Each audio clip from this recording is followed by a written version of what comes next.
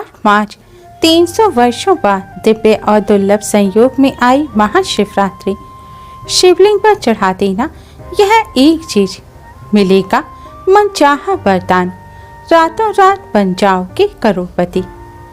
जय शिव शंकर। राधे राधे दोस्तों, कैसे हैं आप सब। दोस्तों, फाल्गुन मास की कृष्ण पक्ष की चतुर्दशी को महाशिवरात्रि का पर्व मनाया जाता है। इस बार महाशिवरात्रि का पर्व 8 मार्च दिन शुक्रवार को है। इस दिन भगवान शिव की कृपा प्राप्त करने के लिए व्रत रखने का विधान है। महाशिवरात्रि का पर्व भगवान शिव को अत्यधिक प्रिय है। धर्मशास्त्रों के अनुसार महाशिवरात्रि की रात्रि को ही भगवान शिव पहली बार शिवलिंग के रूप में प्रकट हुए थे और इसी दिन भगवान शिव का मां पार्वती के साथ विवाह हुआ था। इसलिए यह दिन भगवान शिव मां पार्वती को प्रसन्न करने के लिए, उनका आशीर्वाद प्राप्त करने के लिए बहुत ही खास माना जाता है। इस दिन सच्ची भक्ति और निष्ठा के साथ व्रत करने वालों से महादेव अवश्य प्रसन्न होते हैं और उनकी समस्त मनोकामना पूरी करते हैं। महाशिवरात्रि का यह पावन पर्व इस बार बहुत ही दिव्य और दुर्लभ संयोग में आ रहा है। इस बार महाशिवरात्रि के साथ ही शुक्र प्रदोष का संयोग भी बन रहा है। इन अद्भुत संयोग में भगवान शिव का व्रत और पूजन करने से मनचाहा वरदान प्राप्त होगा। इस दिन स्वास्थ्य सिद्धि योग, शिव योग, सिद्धि योग और धनिष्ठा नक्षत्र भी रहेगा, जिससे इस बार की महाशिवरात्रि और भी ज्यादा खास हो गई है।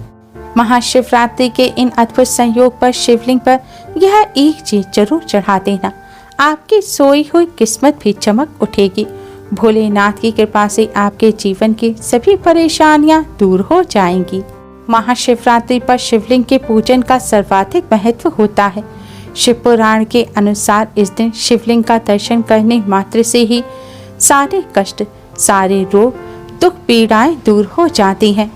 जो लोग महाशिवरात्रि की रात्रि को शिवलिंग के पास दीपक जलाते हैं, उन्हें जीवन भर कभी भी धन की कमी नहीं होती।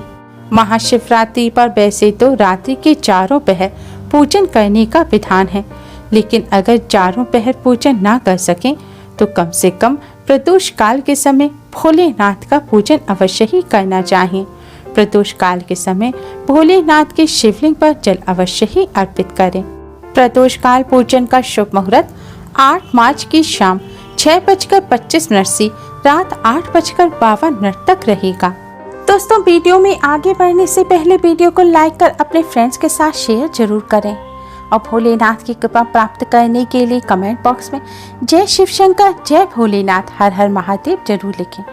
और भी यूजफुल वीडियोस के लिए हमारे चैनल को सब्सक्राइब कर बेल आइकन को भी जरूर दबाएं। दोस्तों, भोलेनाथ वैसे भी बैरागी हैं और भक्त यदि प्रसन्नता पूर्वक 1 लोटा जल भी अर्पित कर दे तो उसकी मुंह मांगी मुराद पूरी कर देते हैं। लेकिन अगर आप कुछ विशेष प्राप्त करना चाहते हैं तो भगवान शिव को अपनी इच्छा के अनुसार अलग अलग द्रव्य अर्पित करें।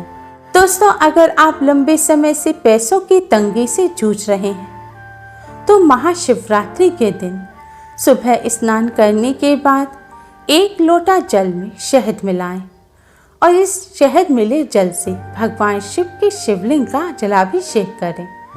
जलाभिषेक करते समय ओम नमः शिवाय मंत्र का जाप करते रहें। महिलाएं और कन्याएं नमः शिवाय मंत्र का जाप करें। फिर भगवान भोलेनाथ, मां पार्वती को प्रणाम कर अपनी धन संबंधी समस्याओं को दूर करने की प्रार्थना करें। इस तरह भगवान भोलेनाथ का पूजन करने से आय में वृद्धि होती है, आर्थिक स्थिति सुदृढ़ होती है और पैसों की तंगी से मुक्ति मिल जाती है। दोस्तों, अगर आपको कारोबार या व्यापार में दिक्कतों का सामना करना पड़ रहा है, आपकी नौकरी नहीं लग पा रही है या फिर व्यापार में मंदी चल रही है, व्यापार में बरकत नहीं हो रही या फिर नौकरी में प्रमोशन नहीं मिल पा रहा है, तो कारोबार से जुड़ी समस्या से निजात पाने के लिए आप महाशिवरात्रि के दिन शिवलिंग का गन्ने के रस से अभिषेक करें। गन्ने के जूस से अभिषेक करने के पश्चात शुद्ध जल से आप शिवलिंग का जलाभिषेक करें। इसके बाद भगवान शिव से अपनी समस्या दूर करने की प्रार्थना करें। इस तरह भगवान भोलेनाथ का पूजन करने से भगवान भोलेनाथ की कृपा से नौकरी, कारोबार या व्यापार में जो भी दिक्कतें आ रही हैं वह सब दूर हो जाएंगी। दोस्तों, अगर समस्या ज़्यादा बड़ी है तो महाशिवरात्रि पर इस तरह पूजन करने के बाद आप आने वाले 7 सोमवार भी इसी तरह भगवान शिव का पूजन करें। गन्ने के रस से अभिषेक करने से सांसारिक सुखों की प्राप्ति होती है। अभिषेक करते समय आप ओम नमः शिवाय मंत्र का जाप करते रहें। दोस्तों, अगर आप लंबे समय से बीमार हैं या आपके यहाँ कोई भी व्यक्ति लंबे समय से बीमार है और बीमारी दूर नहीं हो रही है, तो आप शुद्ध जल में इत्र मिलाकर इससे शिवलिंग का अभिषेक करें। अभिषेक करते समय महामृत्युंजय मंत्र का मन ही मन जाप करते रहें। अभिषेक करने के पश्चात आप शुद्ध घी का दिया जलाकर बैठकर रुद्राक्ष की माला पर महामृत्युंजय मंत्र की एक माला का जाप करें। आप चाहें तो घर आकर भी इस माला का जाप कर सकते हैं। अगर रुद्राक्ष की माला ना हो तो आप उंगलियों पर गिनकर या फिर चावल के दाने किसी पर भी गिनकर इस मंत्र का जाप कर सकते हैं। मंत्र का जाप करने के पश्चात आप भोलेनाथ से बीमारी दूर करने की प्रार्थना करें। महामृत्युंजय मंत्र इस प्रकार है: ओम त्र्यंबकम यजामहे सुगंधिम पुष्टि वर्धनम उर्वारुक्मे बंधनान मृत्यु मोक्ष्य मामृतात्। दोस्तों, अगर आपके कई शत्रु हैं, शत्रु आपको परेशान कर रहे हैं, तो आप महाशिवरात्रि के पावन पर्व पर सरसों के तेल से शिवलिंग का अभिषेक करें, फिर शुद्ध जल से अभिषेक करें। अभिषेक करते समय आप ओम नमः शिवाय मंत्र का मन ही मन जाप करते रहें। अभिषेक करने के पश्चात आप भगवान भोलेनाथ से शत्रुओं को शांत करने की प्रार्थना करें। इस तरह भोलेनाथ का पूजन करने से शत्रु शांत हो जाते हैं और आपको किसी भी तरह नुकसान नहीं पहुंचा पाएंगे। दोस्तों, अगर आप विद्यार्थी हैं, आप कुछ पढ़ते हैं और वह आपको लंबे समय तक याद नहीं रहता, या आपका पढ़ाई में मन नहीं लगता, या आप मेहनत तो बहुत करते हैं लेकिन मेहनत के हिसाब से परिणाम नहीं मिलता, तो आप दूध में शक्कर मिलाकर इससे भगवान भोलेनाथ का अभिषेक करें।